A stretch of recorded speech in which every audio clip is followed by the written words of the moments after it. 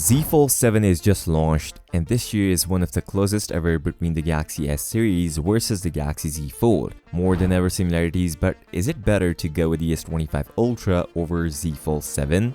By the way, if you are forgetting Z Fold 7, this is the right time. Pre-orders are out and you can avail a free $150 storage upgrade, up to $1,150 in savings, and up to $1,000 trade-in values, which you can avail from a prior listed in this video and a pinned comment. Now, the reason I said both phones are closer than ever this year is because of the design of S25 Ultra actually carries out the last year's Z Fold 6 design instead of the S24 Ultra, but Z Fold 7 carries out the design of the Z Fold 5 in terms of the back. Now, even when we look at the corners, both phones are slightly rounded, and looking at the sides of the both phones, we can clearly see S25 Ultra got a flat side similar to the Galaxy Z Fold 7. There's just S Pen difference between both of the phones. One got a built-in S Pen and the other don't have an S Pen support. Yes, there was a lot of back and forth about the S Pen information about the Z Fold 7. I first said there is no support, but later different sources told different information. But now sad, but it's true, Z Fold 7 don't have an S Pen support. Even the built-in S Pen on S25 Ultra gets no Bluetooth feature.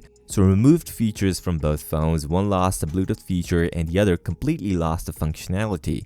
Just in case if you're for buying the Galaxy Z Fold 7, this is the right time. Pre-orders are out and you can avail a free $150 storage upgrade, up to $1,150 in savings, and up to $1,000 trade-in values, which you can avail from a prior listed in this video and a pinned comment. The second major difference is the display of both phones, and could potentially the only reason for the people to buy Z Fold over the S25 Ultra. Now, I don't mean it's not good, but Z Fold 7 has two displays, a 6.5 inches cover display and a massive 8 inches inner display. The cover display this time on Z Fold 7 is bigger compared to the Z Fold 6 taller cover display, which helps users to use the cover display more often. Although it's not completely aligned with the S25 Ultra display, but much wider and bigger compared to the taller Z Fold 6 cover display. And even speaking of the durability, foldable phones are less durable compared to the candy bar phone. And for a longer user, you should go over the candy bar phone, but if you change every 2 or 3 years, then foldable phones are an excellent choice. There's also one big change on the inner display of a Z Fold 7.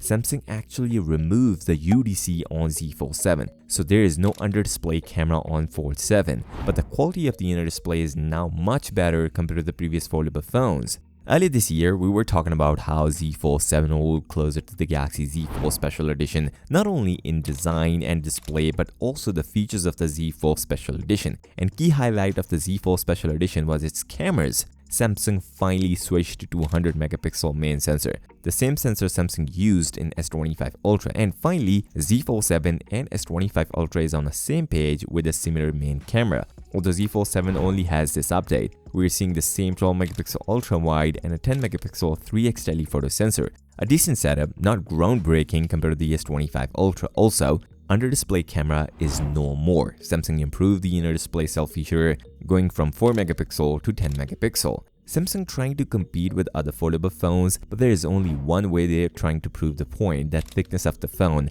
When unfolded, it's 4.2mm, and when folded, it's 8.9mm, which is much thinner than the Galaxy Z Fold 6, and it weighs around 215 grams compared to 218 grams on the Galaxy S25 Ultra. And that's the reason they just ignore one of the key features on Z Fold 7. I'm talking about the battery life and the charging speed. Samsung is using the same battery in Z Fold 7, while the competitors are far ahead using the silicon carbon batteries. Compared to the S25 Ultra, Z Fold 7 battery is much smaller, 4400, just like last year, but S25 Ultra has a whopping 5000 mAh battery. Now, if you use inner display most of the time on Z Fold 7, I'm sorry to say you need to charge twice a day to get the ball rolling, but for the cover display, Samsung did some battery AI stuff but still cannot match the hardware improvement. Also, both phones Z Fold 7 and Flip 7 have a 25 watt fast chargers. Samsung is just playing with the software to give us a better battery life, but it is a double-edged sword. The pricing on the Z Fold 7 is one of the most important things, as there is a major difference in the S25 Ultra and the Z Fold 7.